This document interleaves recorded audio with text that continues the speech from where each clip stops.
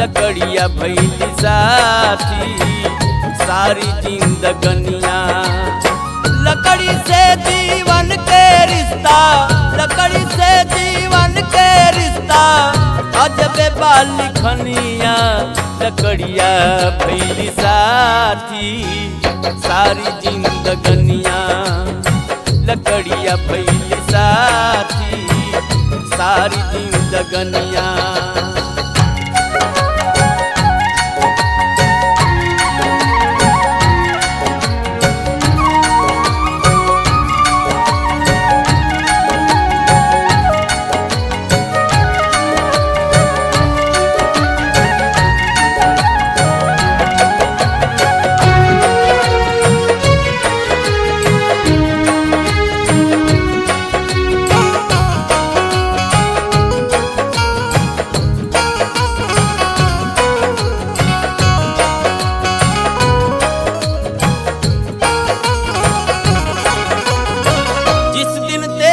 जन्म हुआ था पसनी जली थी लकड़ी का।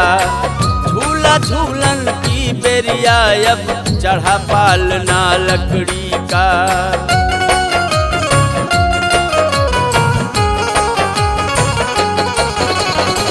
पढ़ने को स्कूल चला तब तख्त कलम था लकड़ी का।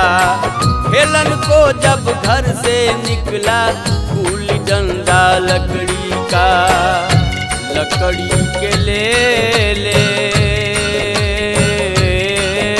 रहले, लकड़ी के ले रहले, लकड़ी के ले रहले हाथ में कलमिया। लकड़िया भैली साथी सारी जिंदगनिया। लकड़िया भैली साथी सारी जिंदगनिया।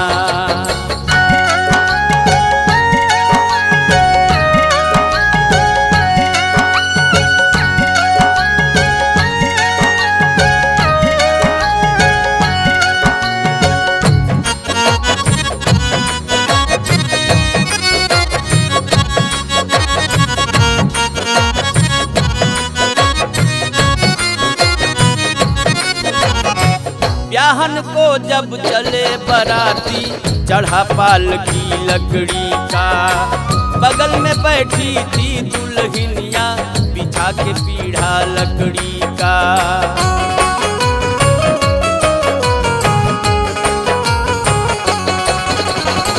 गई जवानी आया बुढ़ापा हाथ में डंडा लकड़ी का। मरघट पर पहुँचोगे जिस दिन चिता सजेगी लकड़ी का। लकड़ी के चिता रे जारी, लकड़ी के चिता जारी, लकड़ी के चिता जारी छोड़ बदगिया दुनिया। लकड़िया भैली साथी सारी जिंदगनिया। लकड़िया भैली साथी सारी जिंदगनिया।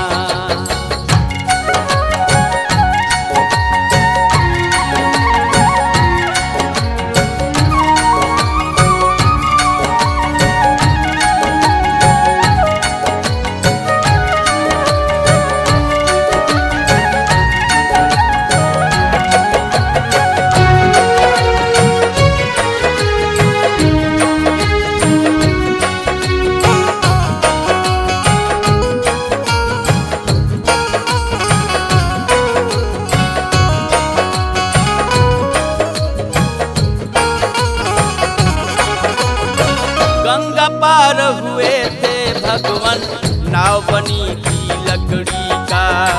कृष्ण मुरारी के हाथों में बनी है बंसी लकड़ी का।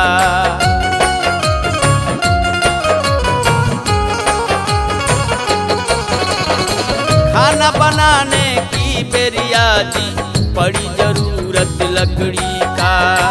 साज बाज ये बने हैं जितने प्रायः ये सब लकड़ी का। चाहे ढोलक तबला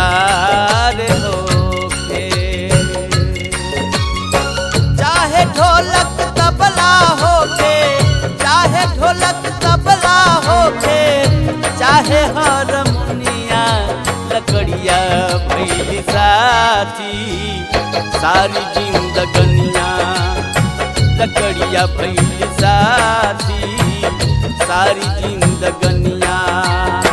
लकड़ी से जीवन के रिश्ता लकड़ी से जीवन के रिश्ता अजबे बाली खनिया लकड़िया भइल साथी सारी जिंदगनिया लकड़िया भइल साथी सारी जिंदगनिया।